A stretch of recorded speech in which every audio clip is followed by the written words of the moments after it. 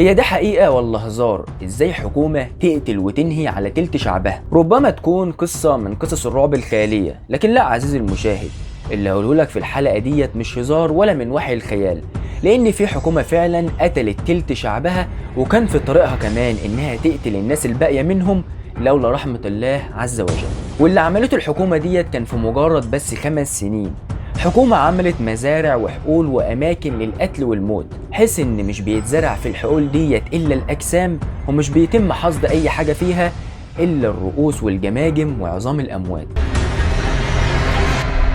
5 years of brutal fighting, the war-weary population welcomed an end to the carnage. Few Cambodians and fewer outsiders could possibly have imagined what was to follow. معانا ومعاكم حلقة جديدة وموضوع جديد عن حكومة كمبوديا الديمقراطية.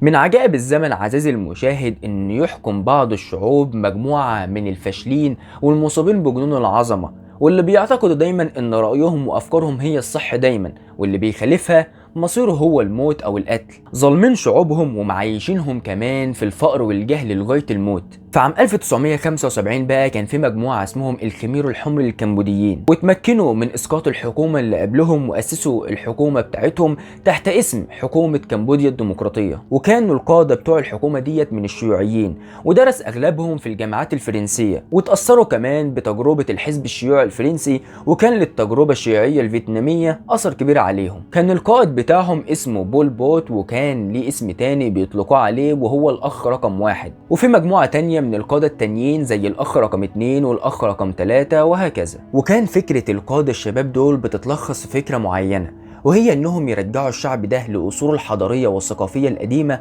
عن طريق العمل الزراعي الجماعي، وانهم يحققوا الاكتفاء الذاتي ويتخلصوا من مظاهر الحياه الغريبه اللي في نظرهم انها لوثت الشعب. وقرروا كمان انهم يعملوا التجربه بتاعتهم ديت على الشعب الكمبودي المسكين. كان البرنامج بتاع حكومه الخمير الحمر دول قايم على اساس اغلاق المستشفيات والمدارس والبنوك والتجاره كمان، وتحريم جميع الديانات، وانهم ياخدوا كمان الممتلكات الشخصيه بتاعت الناس ديت ونقلهم بالاجبار من المدن لمزارع العمل الجماعيه واللي موجوده في الريف الكمبودي. قال ايه؟ عشان مثلا يطهروهم من مظاهر الحضاره الغريبه اللي في نظرهم انها لوثت الشعب، وانهم يرجعوهم للحضاره والثقافه القديمه اللي كانوا عايشين فيها قبل مظاهر الحضاره ديت. وطبعا كل ده في نظرهم عن طريق العمل الزراعي بالاجبار. انت متخيل جنون اكتر من كده عزيزي المشاهد؟ للاسف ايوه. ففي قوانين كتيرة واللي هنحكي عن بعضها بعد شوية، واللي اتطبقت على الشعب الكمبودي ديت طبعا قوانين في غاية الجنون واللي لم ينزل الله بها من سلطان. مثلا ان العلاقات الانسانية بين العيلة وبعضها ممنوعة، ومينفعش الشخص ان يكون له علاقة بعيلته. وكمان الدواء الغربي زي البرشام والادوية الحديثة ممنوعة، وانك عشان تتعالج لازم تستخدم الاعشاب الطبيه البدائيه. وكمان كان ممنوع استخدام الالقاب، زي ما بتقول لصاحبك مثلا اي زميلي وعامل ايه يا صاحبي وبالشوق والكلام ده، طبعا ما فيش الكلام ده.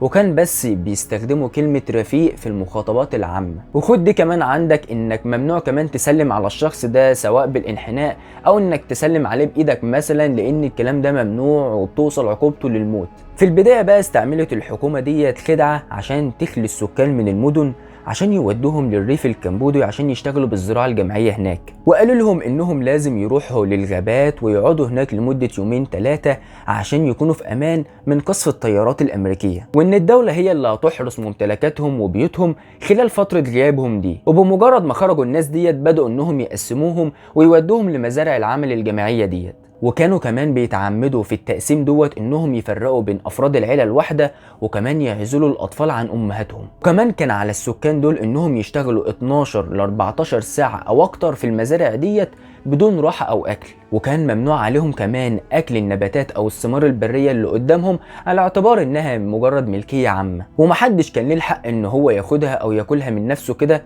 ودي عقوبتها بتكون الإعدام برضه. نيجي بقى لنقطة حقول القتل والموت، وهي أماكن مخصصة لاحتجاز وتعذيب وإعدام الناس أو الأشخاص اللي الحكومة أصلا عايزة تتخلص منهم، ودول طبعا كانوا كتير، ودي الأسباب كتيرة، زي مثلا إن الأشخاص دول يكونوا منتميين لقومية غير كمبودية، زي مثلا إنه يكون الشخص ده صيني أو فيتنامي لكن يكون عايش في كمبوديا، وبرضه المسيحيين أو المسلمين بتوع كمبوديا، وكمان بيتخلصوا من الرهبان بتوع البوذية، وكمان ممارسة أي عمل أو كلام من أهدافه إنها تقلل من الحكومة عقوبته بتكون الإعدام. ده حتى إنه لو كان مجرد بس كلام بسيط عن عدم الرضا أو الحياة عموما بشكل عام في كمبوديا بتعتبر جريمة في نظر الحكومة ديت. ده حتى كمان لو الشخص كان بيعيط أو بيتأثر لو حد بس من عيلته كان بيتعدم قدامه عقوبته برضه بتكون الإعدام. كمان من الجرائم الكبيرة بقى في نظر الحكومة ديت هي إن يكون الإنسان دوت مثقف أو متعلم، لأن هدف الحكومة المجنونة ديت هو تجريد الإنسان من أي حاجة بيمتلكها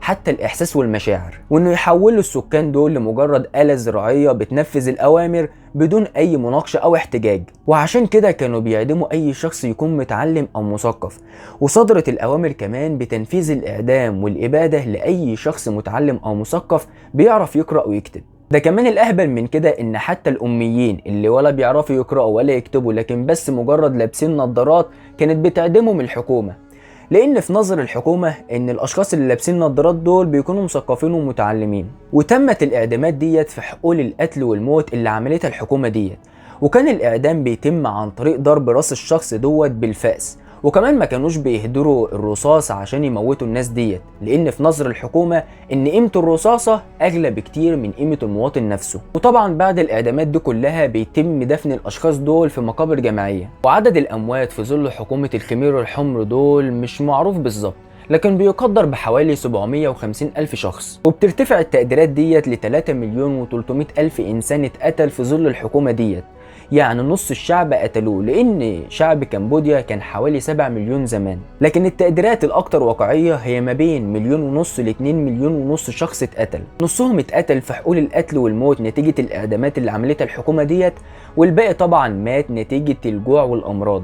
في عام 1979 بقى اجتاحت القوات الفيتنامية كمبوديا وأسقطت حكومة الخمير الحمر دول، واللي في نظري هي حكومة الحمير الحمر، وكان هرب أصلا القادة بتاعت الحكومة ديت، وعلى راسهم بول بوت القائد بتاعهم، واللي هرب وراح عند الحدود التايلاندية لغاية ما مات عام 1998. وبكده تكون خلصت الحلقة بتاعتنا، ونكون عرفنا ان السلاح القوي اللي بيمتلكه اي شخص هو العلم، وان الجاهل لو وصل للحكم هيدمر الشعب والعالم باكمله. وطبعا ما تنساش لو عجبك الفيديو انك تدعمنا بلايك الفيديو واشتراك بالقناة وفعل جرس التنبيهات عشان يوصلك حلقاتنا اول باول.